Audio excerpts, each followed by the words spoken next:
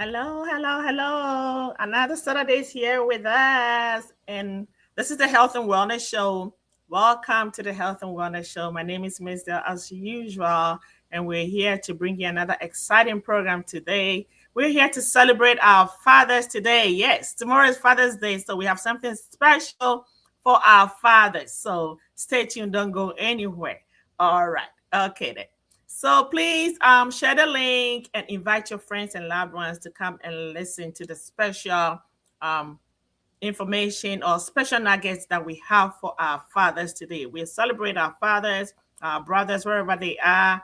Please, please, please share the link and invite people to come in and listen so we can all have the good news for today. Okay, all right. So as we do it as usual, our Sister Sarah is here to give us a motivational message for the day. So over to you, Sister Sarah. All right. Thank you very much, Ms. Dale. Happy Father's Day to all of our men, our fathers, our grandfathers, and all. Today, our motivational message is about being quiet and being able to receive or hear the directions and the promptings that we get. You know, even if you're not a Christian or you're not religious, the Spirit still speaks to you because you have a soul. And so the importance of listening to the voice that comes from our gut mainly is that it helps us in a lot of ways to avoid certain mistakes and certain misfortunes in our lives. And so I want to encourage everybody, pay attention because you've been getting these messages. Some people are more sensitive to receiving it than others. However, if you pay attention and you quiet your mind down, especially all the internal dialogue that we have going on in our minds and the argument we have with the people that are not around us or when we are by ourselves, you know, we just direct that attention to, you know, Spirit, what do I need to know? Or if there's a situation going on in your life, you ask, what should I do? Or you say that, okay, I have faith and I believe that all will work out well for my good, instead of just regurgitating the wrong narrative. You know, you want to listen, quiet your heart and your mind, listen to your heart, mostly not the rational mind, because usually the logical reasoning mind will kind of explain these feelings that you get, these impressions that you get away, because sometimes you don't have an explanation for how you're feeling. Why am I feeling odd? Why are things looking off? Why is this thing not the way I'm thinking it to be? When we ask follow-up questions, it helps the Spirit guide us to get better clarity on what we are supposed to do, rather than just feeling tensed and focusing on the situation. And as we all know, when we keep doing the same thing, expecting a different result, it doesn't happen. We need to change it up a little bit, how we're doing it, in order to get the different outcome or results that we're expecting. So just try it. Pay attention to how you feel about people, about places, and don't explain it away. Just stay with that feeling. Sometimes you don't need to call it out to the person or to the people. Just note it within yourself that I feel something unusual right now. And then ask that follow-up question. What am I supposed to do? What does this mean?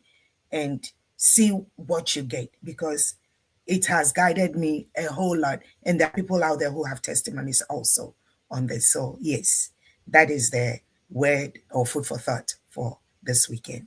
Have a wonderful weekend. Stay blessed. Thank you so much, David Sarah. Thank you. We are blessed to have you here today again, once more, to give us those motivational messages. And thank you. We hold strong to it for the week, and we know that when we come back next time, you have much more for us. Thank you so much. God bless you. All right, viewers, welcome once again. This is the Health and Wellness Show. As I said earlier on, our sister Sarah just gave us our motivational message for the week as usual. So today we are celebrating our fathers. Yes, tomorrow is Father's Day. And so we have something special for our fathers today. So we said Father's Day check in. Okay, you know your numbers and own your health. What do our fathers need to know? Okay, so we have our special guest here today, Dr. Fafa Hehemeku. Doc, you're welcome. Yeah, thank you, Ms. Dell. All right then. So Dr. Fafa Hehemeku is a board-certified advanced cardiovascular imaging cardiologist at the Mercy Health Heart and Vascular Center in Janesville, Wisconsin, where he also serves as a faculty for the Family Residency and Cardiovascular Medicine Fellowship programs. Dr. Hehemeku earned his medical degree from the University of Ghana Medical School, that's in Ghana, and completed an internal medicine residency at the Korle Bu Teaching Hospital in Ghana, becoming a member of the West Africa College of Physicians. After relocating to the United States, he trained in internal medicine and cardiovascular medicine at Yale New Haven Health in Connecticut. He then completed his cardiac MRI fellowship at the Barts Heart Center, University College of London. Dr. Hehemeku was born and raised in Ho and is an alumnus of the Mawuli School. Okay. All right then. I don't know how they call the old students of Mawuli. Havio. Havio. Yeah. So we have a special Havi here, right? Yep. Am I right? Okay. All right. This is tremendous. You're welcome, Doc. You're welcome to the Health and Wellness Show. Thank you. All right. So as I said earlier on, we're celebrating our fathers today. So I'll hand it over to Doc to take it up from here. Okay. So good morning, and it's my pleasure to be joining you today. Thank you to Ms. Bell and Sienna for giving me the opportunity to give this talk, and happy Father's Day to all the fathers and potential fathers out there. God bless you for all the hard work you do to take care of your families, and we want to use the occasion to just check in, make sure we are staying on top of our health metrics and staying healthy. So basically, we'll be just a brief introduction, and then we'll focus on some important health indices for men, and we'll end with some choosing some healthy lifestyles that will help keep us healthy. So the life expectancy of a man on average here in the United States is 5 years less than women, and this is often due to preventable conditions. And it's mainly due to the fact that women are just notoriously prone to postponing routine checkups. So it's well known that we do a much better job taking our cars for regular servicing than we do scheduling routine checkups, so to make sure that we stay on top of our health metrics. So we do that so that we don't get that check engine light in our cars. So hopefully we'll begin to take our routine health checkups seriously. So it's vital to really understand these key health metrics, as they help to prevent long-term conditions such as heart disease and diabetes, and also prevent afford early detection of cancers and better outcomes. So taking ownership of your health starts with knowing your numbers, and that's what we're going to be focusing on for today. So just a quick slide here to give us the leading causes of death in men here in the United States. So it's heart disease that most of us are aware of, and then followed by cancer, and then accidents, including unintentional injuries. So what are those numbers that we need to know and stay on top of? So the first one is blood pressure, and nearly half of US adults have elevated blood pressure, and it is the most important risk factor for heart disease and stroke. So it's common, and it's, if untreated, leads to significant disease and also death. And the unfortunate news is that many adults who have high blood pressure do not have it under control. I think the statistics says only about 1 in 4 patients who have high blood pressure have it controlled. And a lot more do not even know they have high blood pressure. So this is basically a slide to tell us what normal blood pressure is, and I'm not going to go through the whole slide.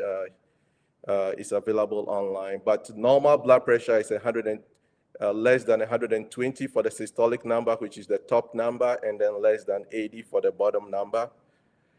And then if you do have true hypertension, it's when you're above 130/80. I just make a quick point that whenever you check your blood pressure and it's reading 180/120 or higher, that will be an indication to call your healthcare provider immediately, because that's severe hypertension and could lead to serious conditions.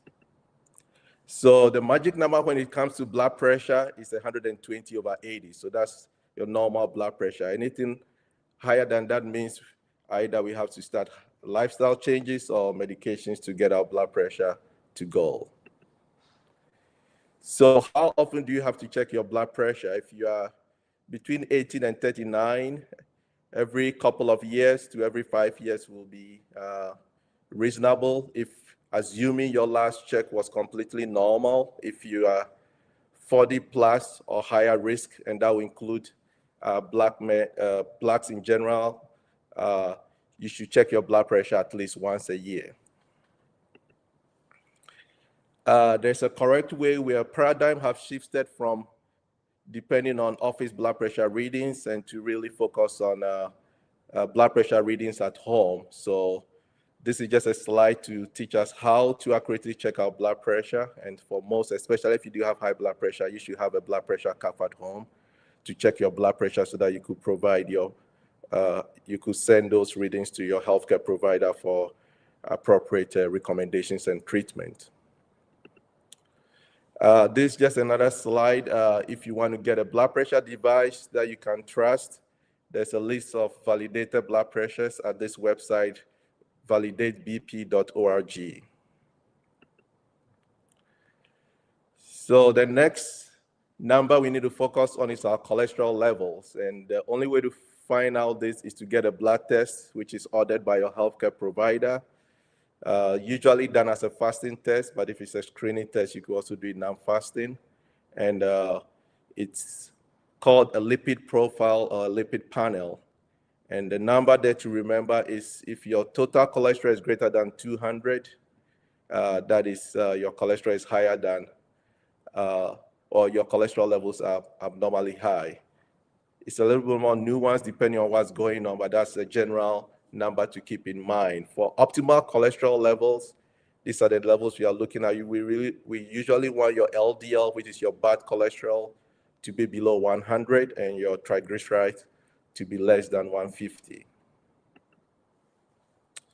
So how often should you check your cholesterol? If you have a normal cholesterol blood work as starting to an adult, then you will check every 4 to 6 years. If it's abnormal, most your primary care will usually check your cholesterol levels every year to just track those numbers and decide whether you need treatment or monitor your numbers while on treatment.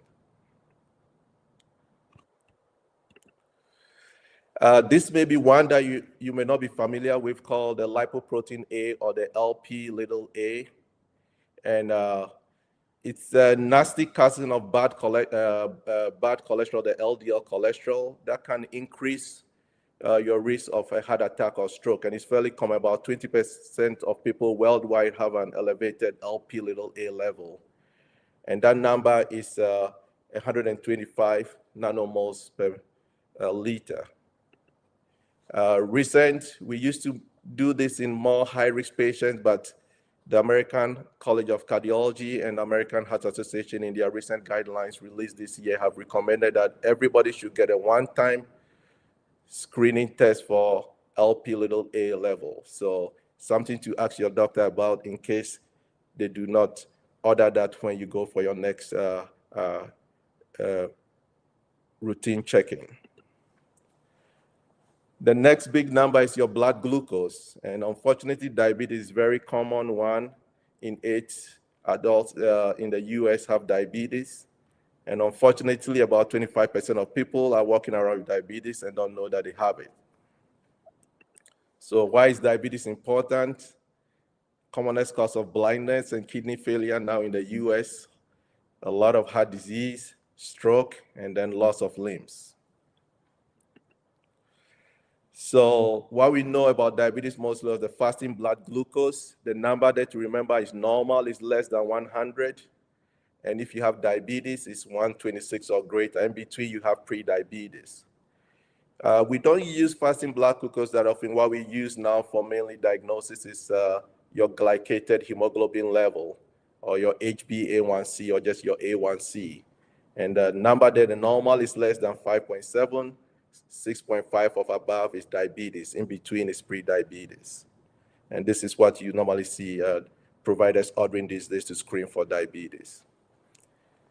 If you do have a normal blood glucose level or HbA1c and you are 35 to 40 or older, then we check every 3 years. If you do have risk factors, again, that will include Black men, then you should be checking your blood glucose or your HbA1c every 1 to 2 years. If you've been diagnosed with pre-diabetes, then that needs to be checked annually. The next will be your body mass index. And we know obesity is common, it's serious, and it's a costly chronic disease here, which is a driver of high blood pressure and diabetes and other cardiovascular risk factors. And unfortunately, 2 out of 5 adults here in the US have obesity. I think about 2/3 of us are either overweight or obese. Not a very accurate marker for your risk of heart disease and diabetes, but still there's a lot of treatments and that are based on your BMI. So it's useful, but not a very accurate marker of your risk of cardiovascular disease and diabetes. So here is the normal BMI is normal BMI is 18.5 to 25. And then obesity is when your BMI is 30 or greater and then goes to grace. And then when you severe or morbid obesity is when it's above 40. Another marker or another number that you want to keep an eye on, which better tracks your risk of heart disease and developing diabetes, or what we call the metabolic syndrome, is your waist circumference. And this picture shows where you're supposed to measure. Hopefully, those of us in this category will be slowly moving to this one. So the normal number is, if it's below 37, but you have high risk for developing heart disease and diabetes if your waist circumference is greater than 14 inches. Gone were the days when we were growing up, they said, oh, a pot belly was a sign of good living. Unfortunately, all that fat doesn't do you a lot of good. So we should make sure our waist circumference at least below 40 and ideally below 37 inches. The next number that we want to know is our prostate-specific antigen. And we know that prostate cancer is the commonest cancer among men in the US if you exclude skin cancers, not non-melanoma skin cancers.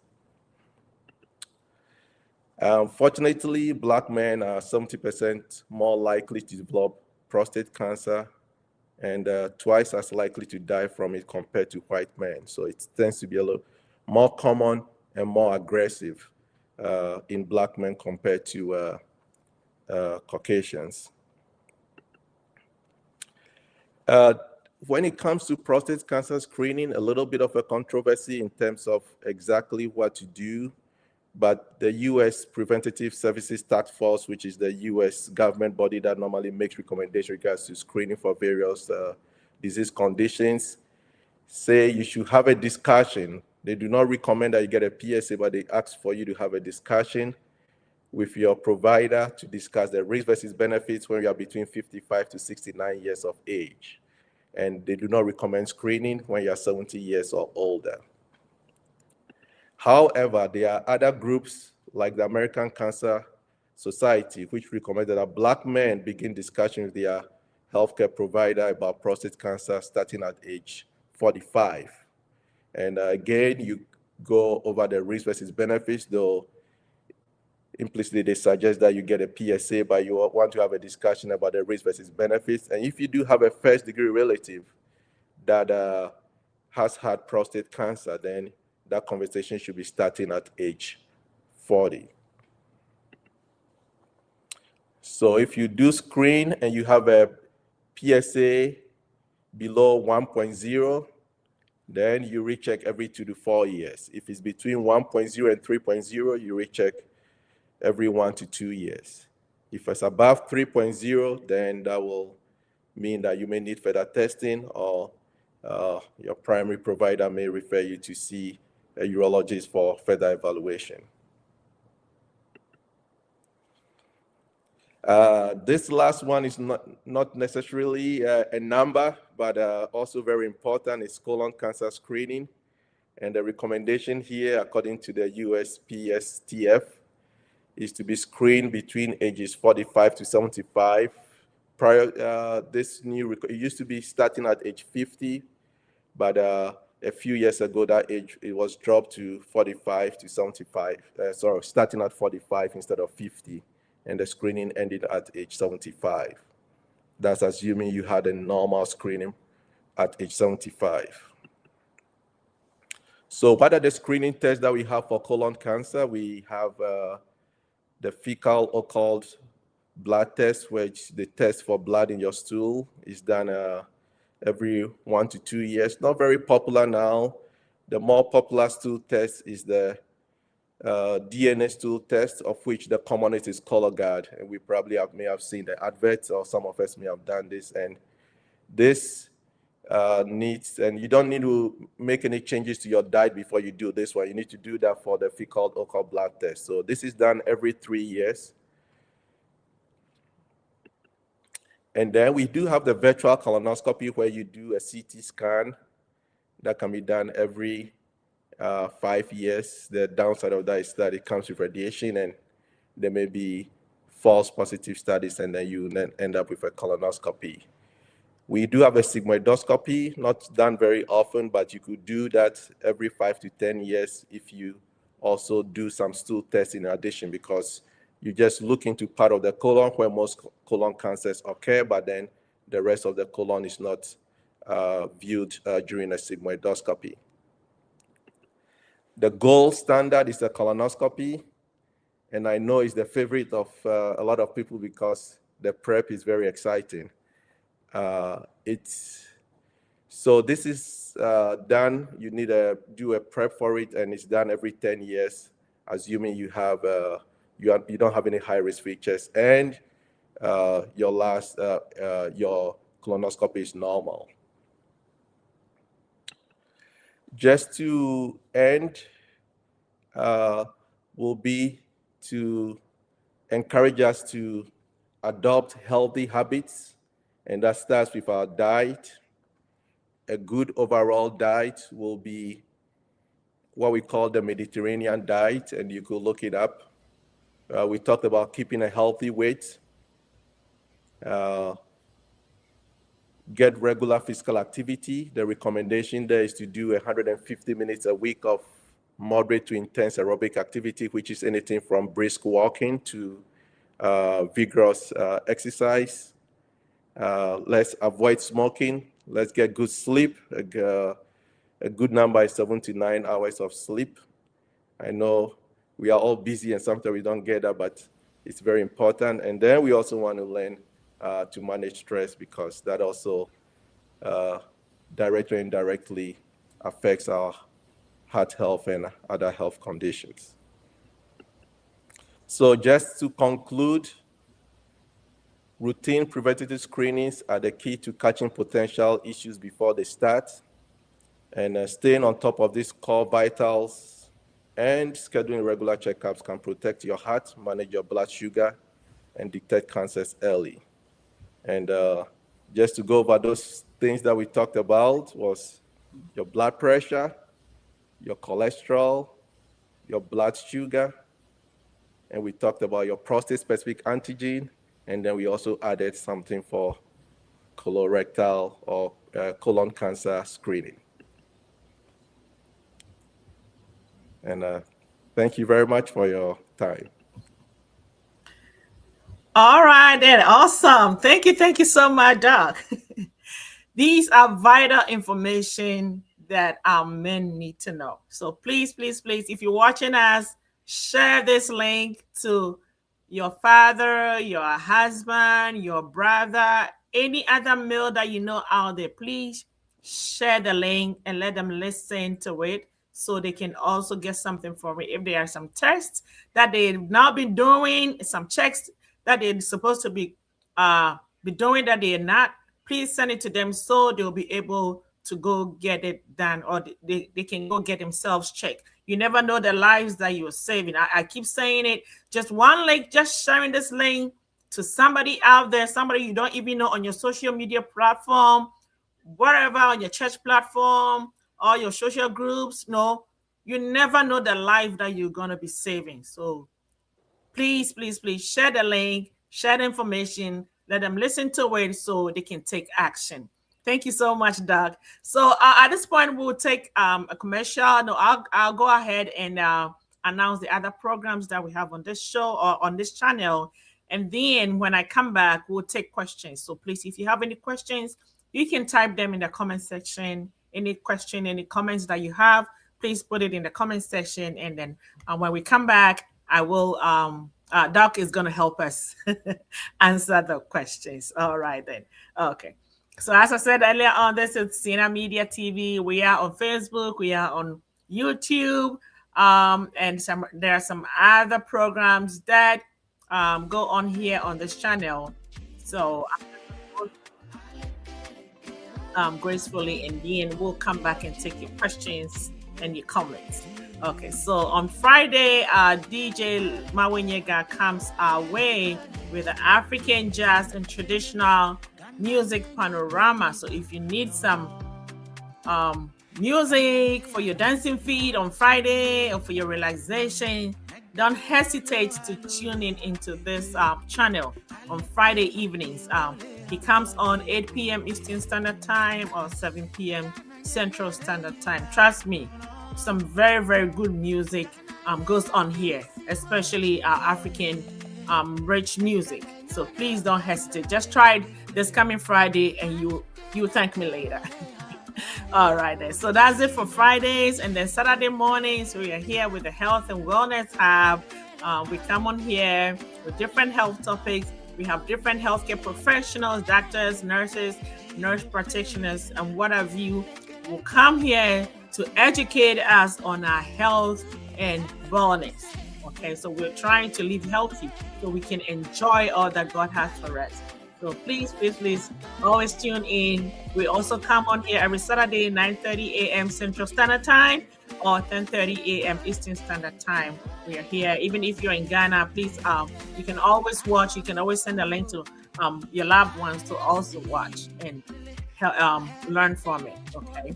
All right. So after our show, me and Empress Mousy and FO Steve also come our way with the Senior Central talk show. Everything that goes on here concerning Sienna, our projects, upcoming conventions, and everything that is going on with the individual associations that form Sienna. This is where the show goes on about Sienna. So that is right after our show here on the Health and Wellness Hub. So it comes on at 11 a.m. to 12 noon Eastern Standard Time. So there you go. Yeah. That is for the Sienna Central Talk Show. And then after that, all the way to Ghana, our sister, Mama Emefa, also comes our way with Junenyo Bobobo Show. She hosts it in collaboration with Top Radio in Ghana. And then they stream live. She also comes on. She talks to other people in Ghana. And then if you want to listen to some authentic Bobobo music as well, just come on and you will hear that. So that comes on. That is, and Ghana time is 5 to 8 p.m. That's evening in Ghana. And then is 1 p.m. to 3 p.m. Eastern Standard Time here. So 1 p.m. here will be like Eastern Standard Time, 1 p.m. So that will be 12 p.m. Central Standard Time. All right. And then after that, there comes our way with Miss Strawberry. Yeah, we're trying to learn our language, our rich ever language. So Dr. Cyrus, Dr. Dogbe, Dr. Wanyo, and Raj, they all come here to teach us our rich ever language. So especially for our children who were born here out of the continent in Africa, most of them don't speak our language. So this is the avenue, this is the place to log them in so they can also learn our language. So when they go back home, they will not be strangers. All right. So that's about it for the shows on Saturday. And then on Sunday, our sister Nicole comes our way with Faith and Culture. Faith and Culture. She comes our way every Sunday. That's 4 p.m. Eastern Standard Time. That'll be 3 p.m. Central Standard Time and 9 p.m. GMT. That's Ghana time. So basically, these are the shows that stream live here on this channel, the Sienna Media channel. Kindly share the link, always log on and enjoy these shows that we have. There are a lot more shows that will be coming our way later on, but for now, these are the shows that we have. Okay. All right, so let's see if we have some questions. And then I'll bring Doc back on stage so we can go through the questions that we have. If you have any question, any comments, kindly send it, please. Especially our men watching us. Please ask any question, please. All right. So, Doc, so are there any other tests or other than the ones that you've presented that can help assess the risks of a heart attack? Yeah, that's a great question. And there's a number called the coronary artery calcium score, which I didn't put up there because it's not universally recommended, but it's the best test that we have available to detect heart disease before it becomes an issue, what we call subclinical coronary artery disease. And we recommend this. It's more individualized. It's, as I said, it's not a routine screening for everybody. people who have a family history of heart disease, or especially what we'll call family history of premature heart disease, which means you have a family, a first-degree relative who is a male who had a heart attack or was diagnosed with coronary disease before age 45. Sorry, age 55, or for women before age 65. And that will, so we use this test. It detects plaque or calcified plaque in your coronary arteries, and it very strongly tracks your risk of heart attacks. And we also use this in patients who have high cholesterol, not very high risk. If you usually if we look at your cholesterol numbers, we plug it into an equation called the Prevent ASCVD risk equation, and then we determine what is your 10-year risk of having a heart attack or a stroke. Some people are low risk, you kind of leave them alone in terms of treatment. Some people are high risk, treatment is strongly recommended, and you have people who fall in the intermediate risk, which treatment may be reasonable, and some people may be a little hesitant to go on treatment. And we use this as for further risk stratification, where we do this test, and the numbers help us decide whether you should really be on a cholesterol medication or we can keep watching. And sometimes you'll be surprised if you use the equation, people may not be that high risk, but you have them do a calcium score test and their numbers are very high, and we pick those up, put them on appropriate treatment, and hopefully significantly reduce their risk of having a heart attack or a stroke. So that's a good question to ask your primary care provider.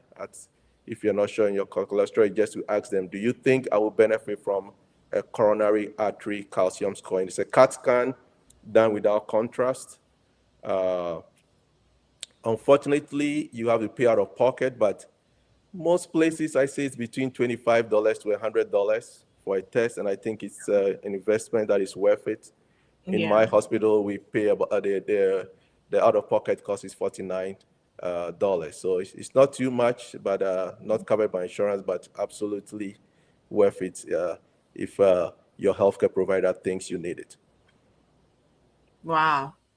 It's definitely, I mean, worth it, because that's below $100, which I think most people should be able to afford, if you're looking at the risks, So yeah.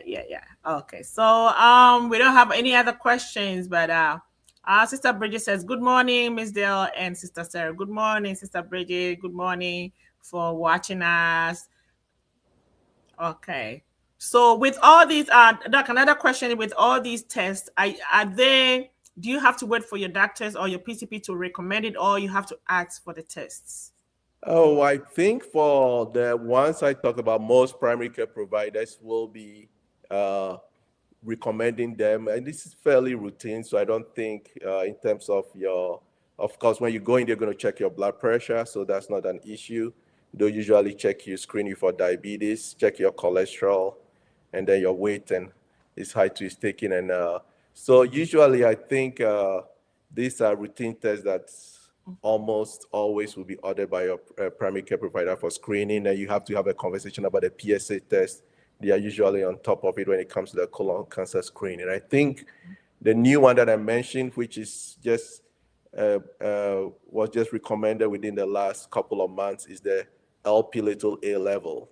So that is something that I will encourage our men, and generally everybody, it's not just the men, to make sure they remind their primary care providers to do that one-time screening test for the LP(a). As I said, it's very common. About 20% of people worldwide have an elevated LP(a) level, and the number there is usually 75 is low risk, but your risk significantly goes up if it goes above 125, but below 75 is considered normal. So that will be one that I will say, at least for the next couple of years, until it becomes part of what is routine screening, we should remind our primary care providers to screen us for, to order the test for LP(a) level.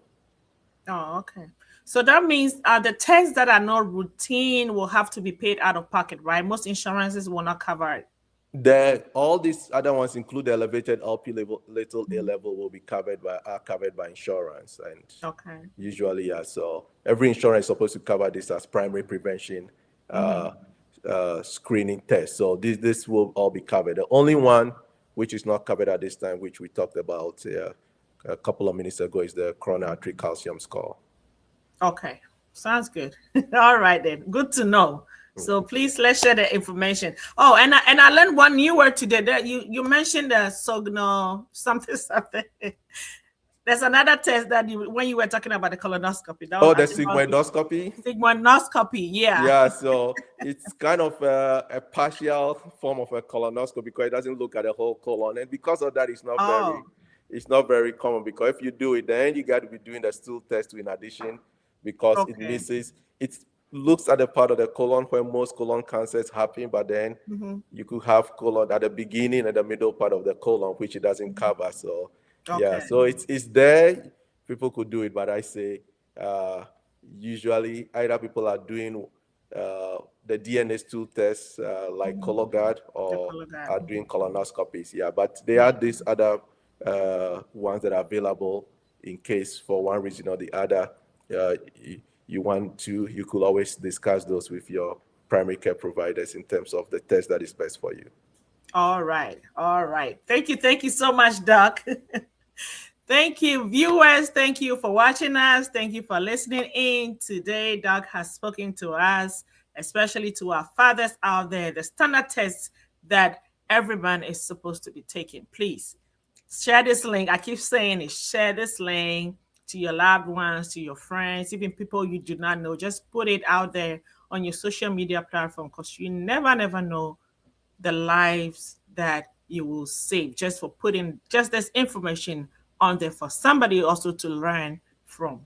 So let's spread the news. We're all trying to live healthy so we can enjoy all the good things that God has for us. All the struggles that we're struggling back and forth every day, we need to live healthy so we can enjoy them, the fruits of our labor. So please share the link, invite people to also listen to it. And thank God this is on YouTube. You can always go back, listen to it, put down the points or the tests that you think you haven't been able to done over the years. Please go back to your PCP, go back to your doctors and tell them to help you get all those things done for you, so we can at least have the peace of mind that we are okay for now. So thank you, Doc. We are very grateful. We know you're very busy, but you made time to be with us today. So we say thank you once again, and thank you, viewers, for also watching. All too soon, another session is over. We've come to the end of the show, and we want to wish our fathers a happy Father's Day. Happy Father's Day to all our fathers out there. We appreciate you. We are praying for God's blessings upon your life. So please stay healthy so you can enjoy the blessings out there. And happy Father's Day to you as well, Doc. We really appreciate you. Thank you, Ms. Hill. So until we come your way again next time, please stay healthy and stay strong. And remember, your health is your wealth. Bye for now.